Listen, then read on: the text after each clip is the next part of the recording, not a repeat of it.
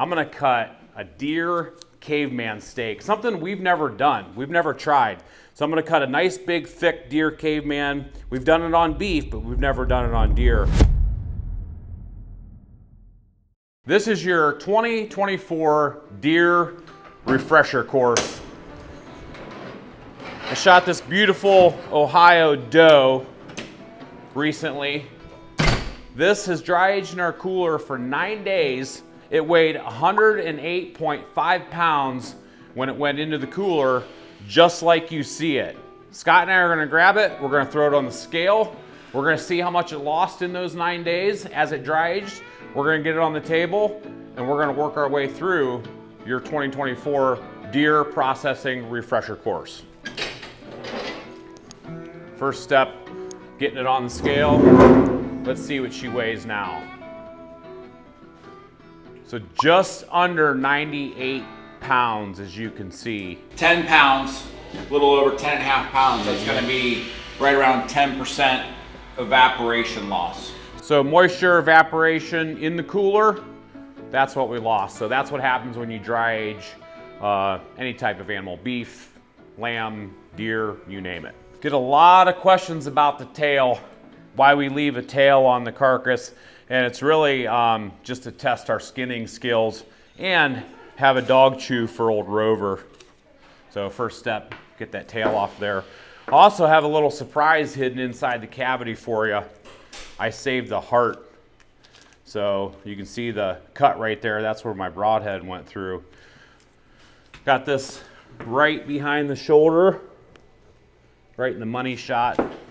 So deer heart, deer tail, and let's just get started breaking it down. So the first step, get these flanks pulled back. And I want to go for these 2 inner loins.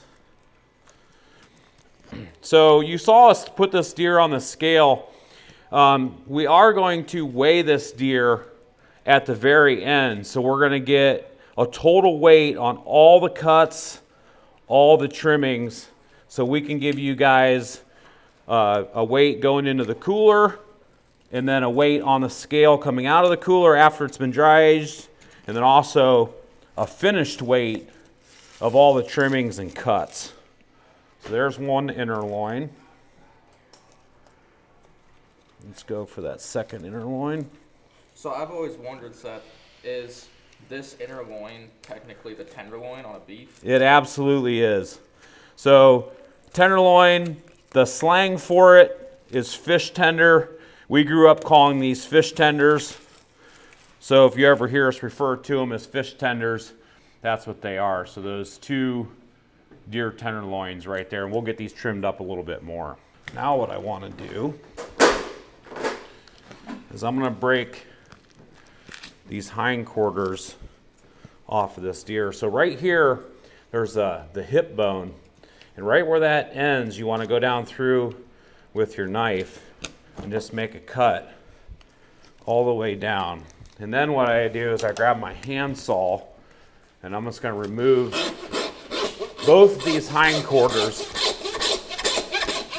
just by making a simple cut just like that. We're going to get a lot of questions about the knives that we're using today. Montana Knife Company. This is the 6-inch boning knife, and this is the 8-inch breaking knife that we helped develop with Montana Knife Company. 100% American made. They'll do multiple drops per year on these knives, so keep an eye out for those. You're going to want to snag one when they do drop these. They're fantastic. They have the Generations program. You can send them back, get them sharpened at any time. So today we're using the MKC knives.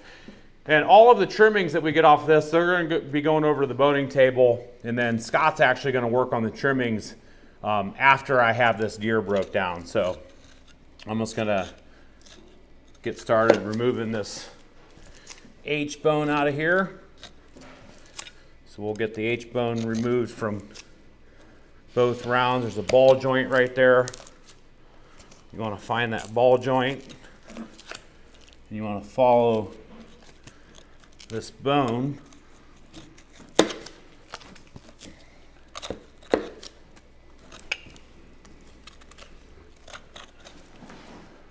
just like this.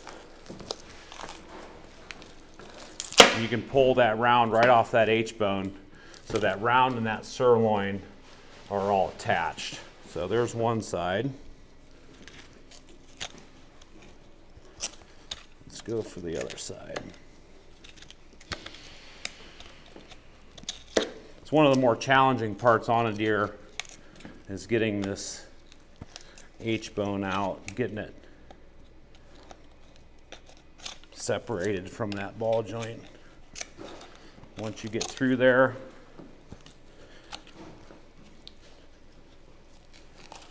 just follow the angle of that bone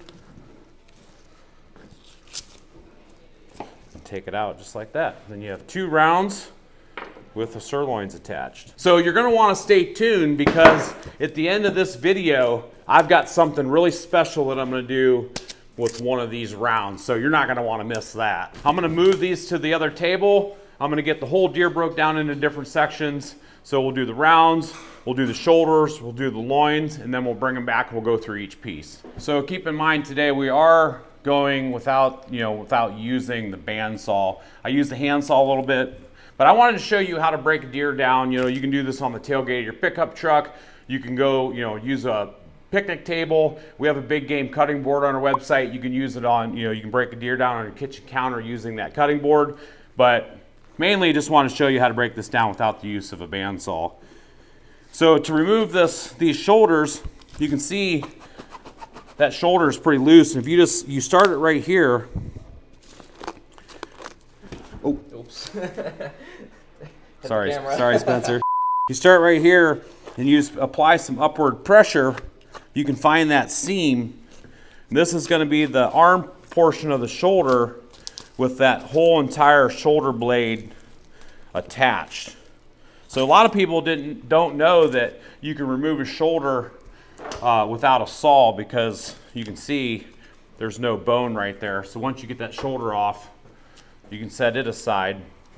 Then we're going to flip it over and we're going to do the same thing on this side. You can see where that arrow came through and hit this opposite leg. She was just slightly quartered away when I shot her. So get both of those shoulders off of there. Now that the shoulders have been removed, we'll set those aside and pull some back straps. So right here along this back, on both sides of that vertebrae, you have the deer back strap. So you can pull these out while it's hanging. A lot of people do that. They find it to be a little bit easier, but since I'm already working on the table, we'll just keep going this direction. So usually I make a cut right here on top of that loin, all the way down to the rib bone. And then after I make that cut right there, I come back and use your thumb and just cut right up along these vertebrae. Just go right down to where your knife actually stops when it hits bone. And just work your way all the way up along these ribs.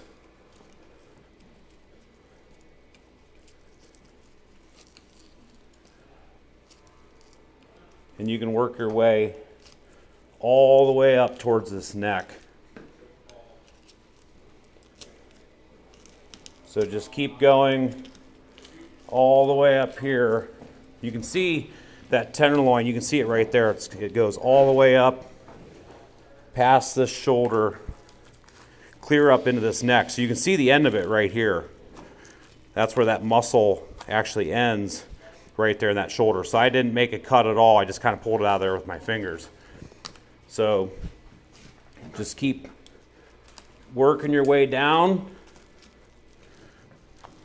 And once you get that all separated right there, see I'm actually kind of doing it with just my fingers. So once you get that separated like that, you then come back, take your knife, and just go right along that vertebrae all the way up here to the neck. And you can just start loosening that up, making little cuts, and just pull that whole entire backstrap right out, just like that. We'll do a little bit of further trimming after we get the second one pulled.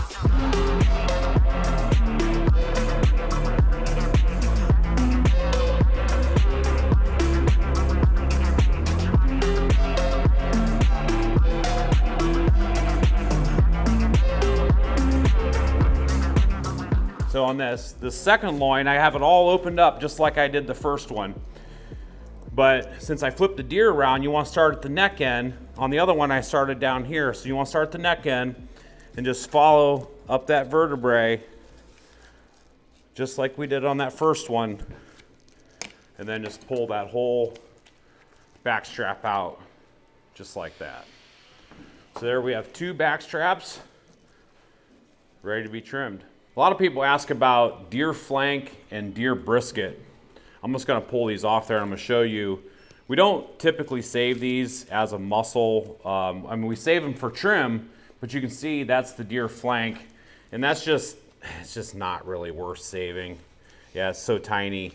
And then this is a deer brisket right here. So this is one side of the brisket. And there again, I mean, they're just so thin and tiny that we prefer to put them into trimmings and make, you know, brats or something like that with them. But next step, what I want to do is I'm just gonna pull this rib meat off of here.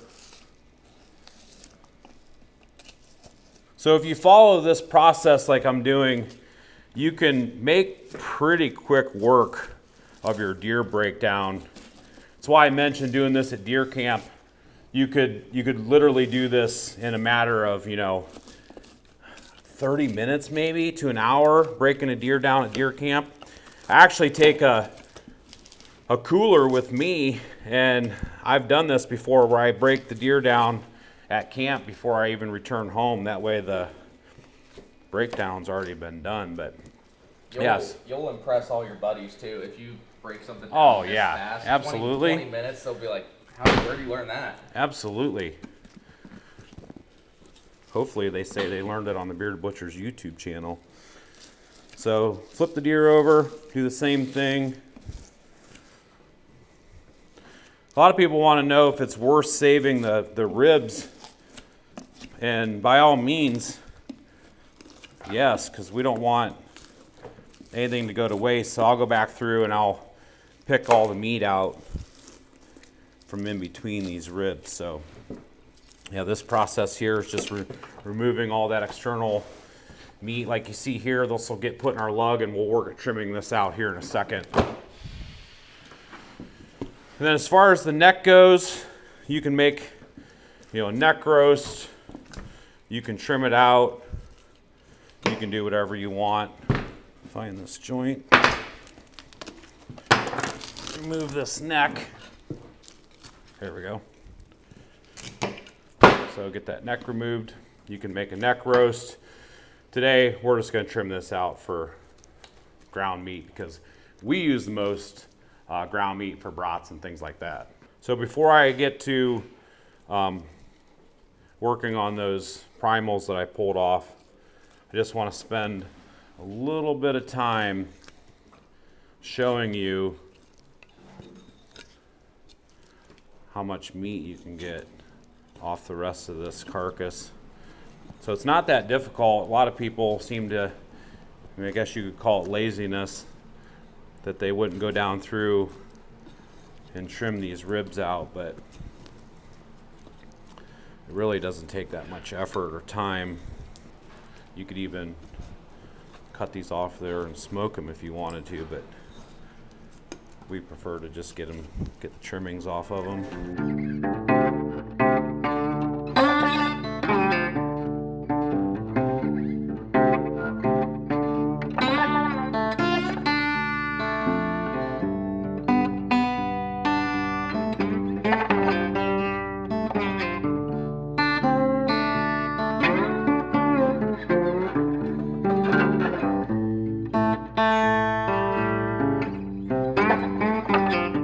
So occasionally I do need to tune my knife up just a little bit using the 10-inch polished F-Dick honing rod.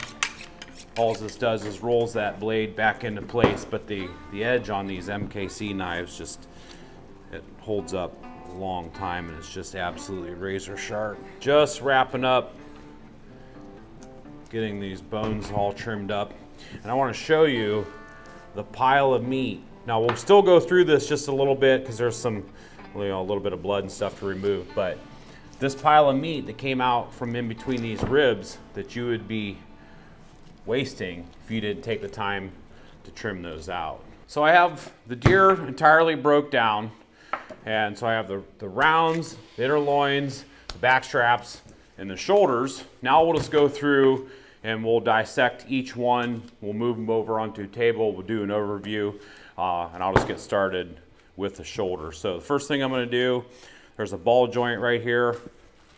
I want to find that ball joint. Just cut right through that ball joint, removing that shank. You can save this for some ossobuco if you want, or whatever. We put it into trimmings. I do want to show you right here, located in the front of the shoulder area, right up there by the neck, is where we find one of our glands. So right inside this chunk of fat, right here, you'll always find a gland. You can see it right there. You want to make sure you get that out of there and discard it. So there's one gland. A couple different things you can do with your shoulders. You can save them as a roast. Like you could take this whole thing and just make a nice roast. You could cut it in half. You could leave it whole, whatever you want to do. Something that we've found is kind of enjoyable is to pull this top blade steak and cut some deer flat irons, because they are fantastic. So you can see right here there's a bone, and this is that shoulder blade. So you want to just take the tip of your knife and just go right along that bone like that. And then just use your fingers to get this top blade loosened up. You can see I can start pulling. Then you can just pull that whole top blade piece right out of there, just like that. So that's a top blade steak.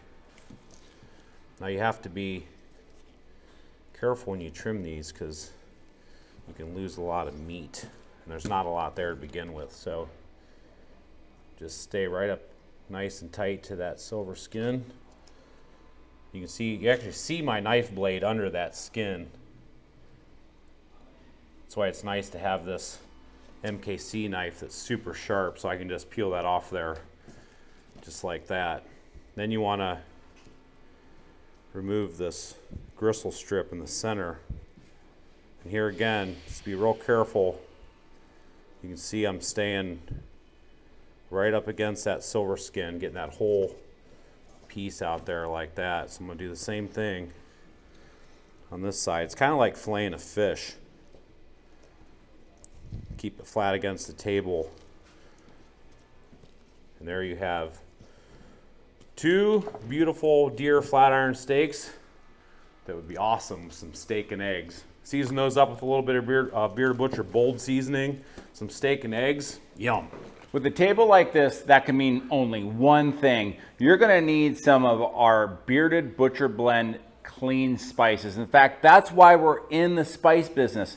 We're commercial butchers who realized in order to have clean labeled products, we needed to come up with our own spice formulations. Now, we've got over 100 different combinations available on beardedbutchers.com, so you can go there and grab some of these unique flavors and try them yourself. We may be commercial butchers, but we can also relate to the home user just like you, because right in front of us is a Ohio white-tailed deer, and you can guarantee we're going to use some items like our famous maple seasoning to make some bacon, or our dried mushrooms to make some mushroom and Swiss. Go ahead, grab some of our DIY kits, Make these at home and share them with your family and friends. I guarantee you're gonna be impressed. Got one shoulder done. Now we're just gonna do the second. So here again, it's like deja vu. Finding that ball joint, moving that shank, getting rid of that gland right there, and then we'll pull that top blade because we're gonna save some more flat iron steaks.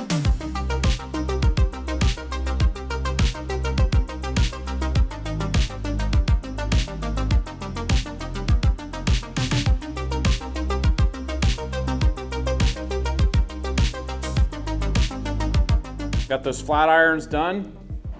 Now it's time to trim those fish tenders. Trimming these tenderloins, we just want to remove this chain. So usually once you get it started, you can kind of just use your hands to pull this chain and that little bit of that membrane off of there. But really that's about the only thing that's needed on these tenderloins to prep them.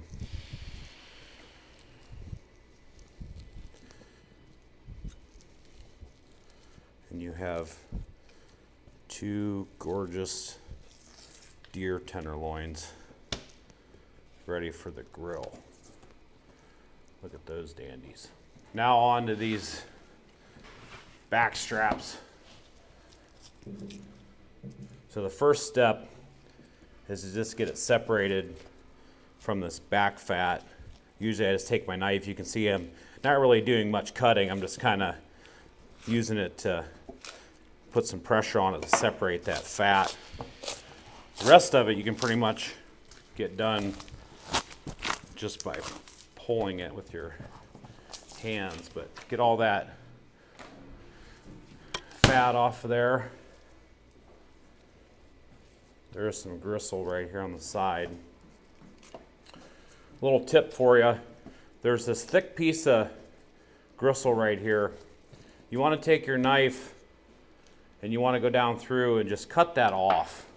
So remove that from your backstrap so it looks like that right there. And then what you can do is, I usually start with my first thickness is an actual steak. That way I can cut that off and save it. But just get your knife and do the fish fillet method and just run it all the way down along the back of that backstrap, removing that silver skin. If some gets left on there, it's not a big deal. You can just come back and trim the rest of that off. So there you have a whole backstrap ready to be cut into chops. Then I can come back through and just get my first chop off of there. All right, round two. Here again. Once you get this fat starting to pull,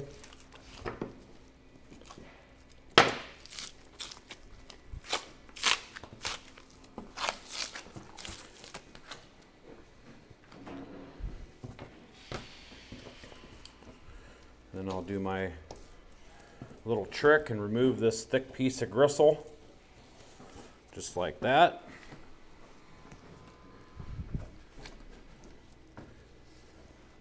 We're going to do the fish fillet method.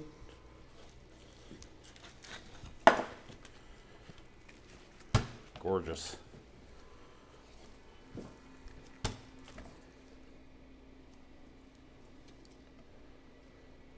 These are just cutting like butter.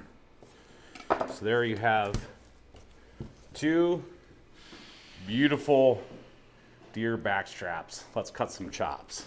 Now what we can do is just go down through here, cut these a nice 1 inch thick. You can cut these however thick you want. You can butterfly them, you can cut them into chops, whatever you prefer, but this is typically how I like them, and then just put 4 per pack, just like that.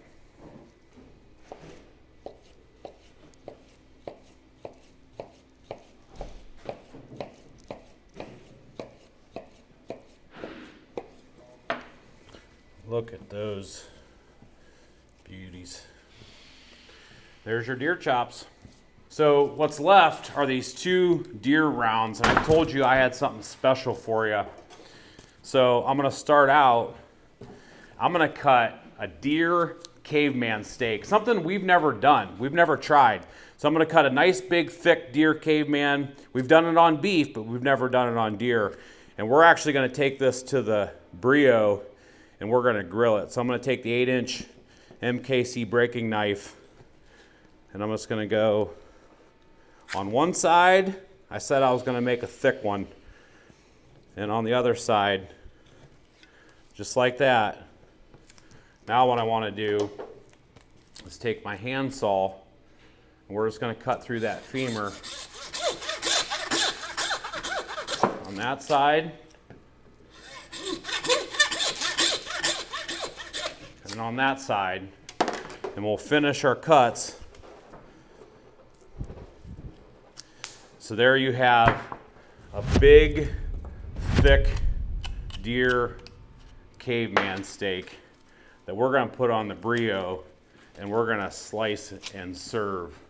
Boy, doesn't that look good? That looks amazing. Man, it's a slab of deer leg right there. That's the thickest caveman we've cut ever. I know.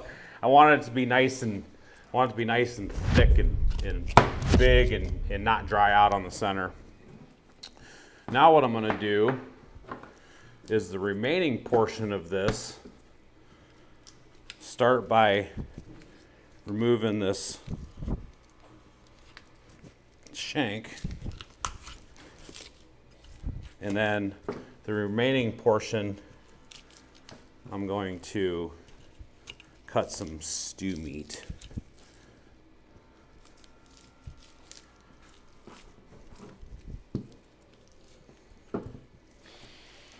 So this is where the gland is located on the hind quarter. So I showed you the front quarter, get that heel pulled out of there.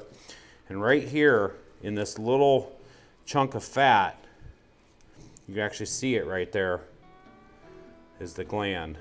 So that's that gland you want to discard.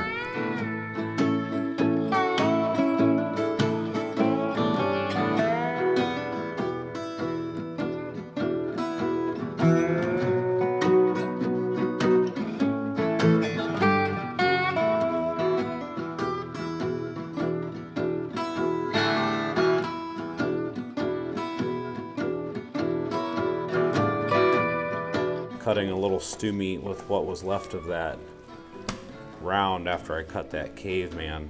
Nothing better than a pot of venison stew on a cold winter day. Deer round. Start by removing this hind shank to get that off of there. Follow that femur down. So I want to go around that femur, around that joint. Pull that femur out of there. And I'm going to separate this down into all the different muscle groups. Start by pulling the sirloin off. So this will be a boneless sirloin. Following that seam out, nice boneless sirloin. Now let's pull the round tip. This just happens to be my favorite roast.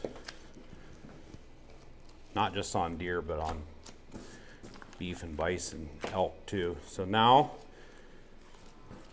I'm gonna save this little piece here. This is the deer tri-tip. It's not big, but it's definitely worth saving if you're interested because it's tender. Just get it trimmed up a little bit. General rule with deer is that exterior fat, you want to remove it because it can have some off-putting flavors. So just get that exterior fat off of there. You've got yourself a nice little deer tri-tip. Now what we can do, separate these other muscles. Right here is the heel. So let's pull the heel out. Typically we just grind that. Let's get that gland out of there. That's where that gland's located. Now we want to separate the top round. This is the eye round. So if you're going to make some deer roasts or some jerky or some steaks or something like that, you can separate these into individual pieces and then go back through and cut them how you desire, whatever style you're cutting. So bottom round, eye of round, top round, round tip, tri-tip, and sirloin. So I have an entire lug full of trimmings that came off of this doe. So keep in mind, this weighed just under 98 pounds when we set it on the scale earlier. I put a tare on the scale, so 59.95. This has the bone, the gristle, the scrap, everything in it.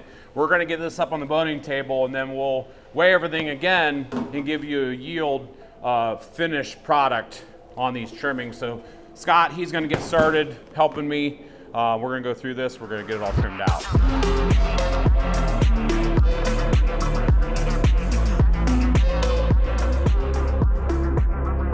59.95 pounds of basically bone, gristle, and muscle. And what we're gonna do is we're gonna take the bone, of course, excess fat and gristle away.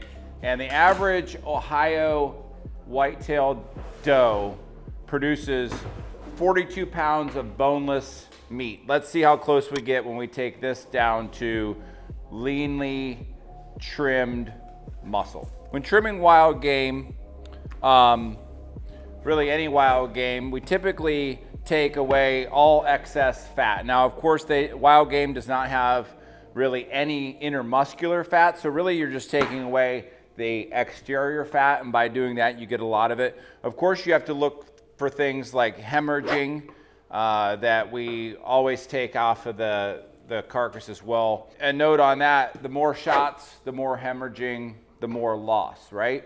But any blood, hemorrhaging, we like to trim that away. A lot of times when you have pieces like this, if you just get the foamy, snotty part, then you'll have all that blood off of there. Silver skin. Silver skin's a little bit different. We don't take every piece of silver skin away. What we look for are these connective sort of yellow tendons that you find wherever a leg, joint, something like that is attached. A piece like this, it's going to have a little bit of connective tissue in the center. We're not too worried about that. We mostly just want to take away any sort of these. Of course, you wouldn't want something like that, but anywhere you have the yellow tendon, we make sure we get that away. A good rule of thumb is if it's sort of translucent, in other words, if you can kind of see through it, it's going to be safe to leave in your grindings. We weighed the trimmings going onto the boning table. Now let's weigh the cuts. 27.70 on the cuts. When we get our trim all done and all boneless and everything, all the bone and fat and gristle removed, we'll get that on the scale and then we'll give you a total of what this entire deer yielded. We have our lug tared. So we went from 59 pounds to 39 pounds of closely hand trimmed, 100% boneless, excess fat, gristle, hemorrhaging blood removed, perfect grinding trimmings. So the hot carcass weight right after it was killed, dressed, went in the cooler was 108.5. We weighed it after the dry age, which was 97.9 because we had the evaporation loss. And then our boneless cuts were 27.70. Our boneless trim, what we have here is 39.25. So that gives us 66.95 pounds of really 100% boneless eating meat. There's a small piece of bone in that caveman steak. That's a 68% yield from what would be the carcass weight after it was skinned, field dressed, and everything to what we have as edible eating meat, which is a fantastic yield. Just a reminder, this was a archery kill. It was one shot, nice clean shot, so we didn't damage a lot of meat. Total deer overview, 2024 archery bow kill. Start down here at the end. We have that tail. We have the heart. You can see where the broadhead passed through. 2 inner loins, otherwise known as fish tenders. We have the flat irons. We have those gorgeous boneless chops. Pile of stew meat, tri-tip, sirloin, round tip, also known as a sirloin tip, eye round, bottom round, top round. This is that Deer Caveman that we're gonna cook. And then we also have a pile of trimmings. So you saw the deer get processed. You saw the yields. Hopefully you enjoyed this portion of the video. But next, we're taking this caveman steak, something we've never done before on a deer. We're taking this to the Breeo. We're gonna get it seasoned up, and we're gonna enjoy some of the fruits of our labor. So next stop, let's head to the grill.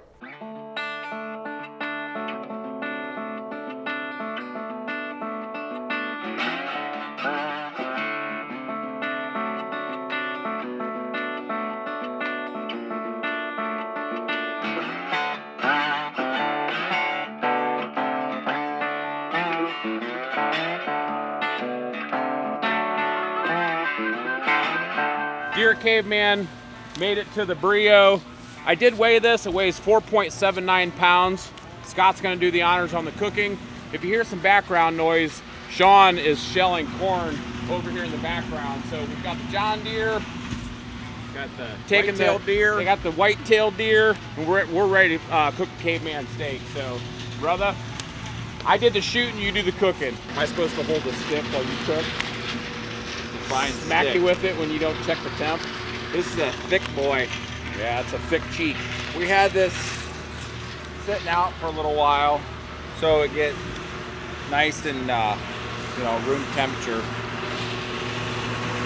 So you have top round, eye round, bottom, and then that round tip. So all the different muscles of that deer round. We're going to be using the bold seasoning today in our limited edition hunting version. And the outside of this isn't going to really hold any seasoning because it's so dry, but I'm just going to get a good coating of that bold seasoning right on that side of the steak. Pat that sucker down, get it on the fire. Then I can go ahead and season the top side.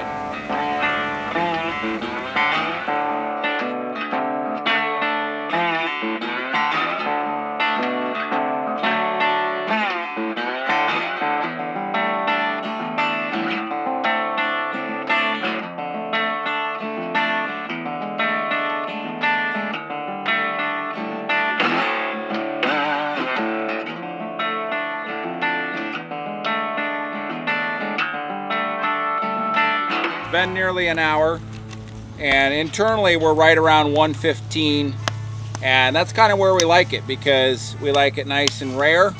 We're going to pull this off, give it a few minutes to rest, slice it open and give it a try.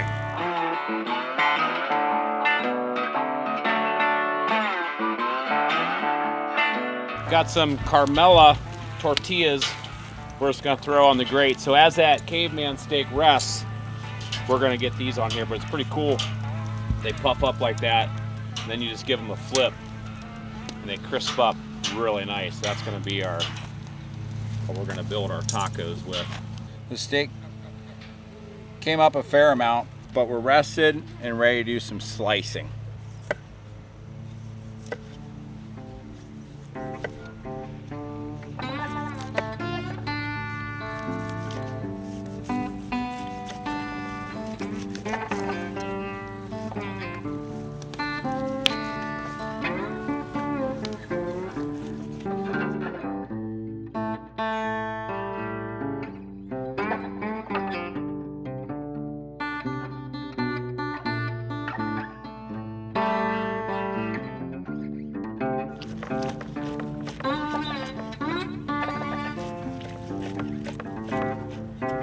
We just finished slicing that up. The key to these is to slice them thin, and then I just cross-sliced it here. Charlie showed up. You want the Man, bone, Charlie? He gets the first nibble. You want the bone? Yes, good boy. So the only thing left to do is, of course, try this, and then we're gonna build some tacos, so that way we can all enjoy it as a crew. I'm just gonna get a couple pieces right out of the center here. I got one for you, buddy. Thank you. Boy, look at that. Look how that's cooked. So we just cut this deer this morning. Came out of the woods. I took it out of the woods. Oh, That's steak. round steak. Ma'am. That's a round steak. We've heard it many times. It's delicious. It's Yeah, people it's a good steak, just like beef. People on the internet are like, you can't eat that like a steak. Well, by golly, you sure can. Cooked right, sliced right, seasoned right, Because we're doing it right now. aged right. That's absolutely delicious. It's phenomenal. I think the only thing left to do, Scott, Bite is to through tender. build ourselves a few tacos. We've got a bunch of kids hanging around, anxiously awaiting. Hey, Landon, come on in here, buddy. You said you wanted your very own taco without anything on it, so there you go. And I'm gonna keep building tacos. Kids want one without toppings? Without it, you want one, Boston? There you go. Anybody else? Bella, come on over. Here's one without any toppings. Lacey, you want one? Show them that bite right there. Doesn't have the meat hanging out. Tender enough you can bite through it. How can I help There you go, you? Lulu. I want this. Okay, you can She's have going one. for a meatless taco. Hey, that's okay. That's right. What do you want on your toppings? Everything. Okay, let's do it this way. Do a little bit of corn salsa. When Seth makes something, it will be loaded. That's right. And if you go away hungry, that's your own fault. The great thing about doing one of these caveman's, as we've mentioned on beef, is look how many people you can feed with this thing. And you get around deer camp or something, I always see people grilling beef ribeyes and stuff. Make one of these.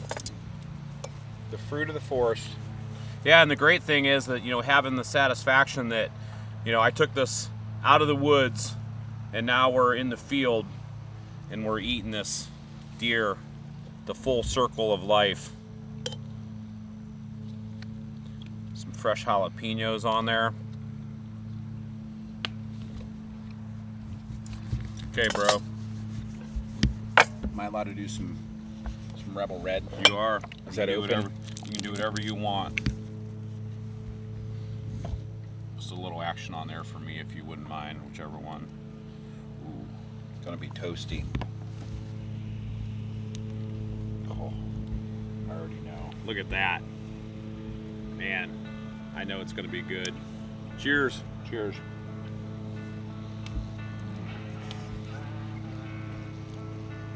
Whoa. Deer Caveman tacos. Better than restaurant quality. I was going to say, we're standing out here in the middle of a field. Sean was doing the corn. We're by our little cabin. We've got the Breeo lit. And we're turning out restaurant quality food right here in the middle of the field. Truly amazing. Shot the deer, cut the deer, cook the deer, eat the deer. To a great hunting season. Deer round steak, bite through tender. Caveman Steak. Hopefully you guys enjoyed the video. Deer processing recap 2024, start to finish. I love it. And until next time, see ya.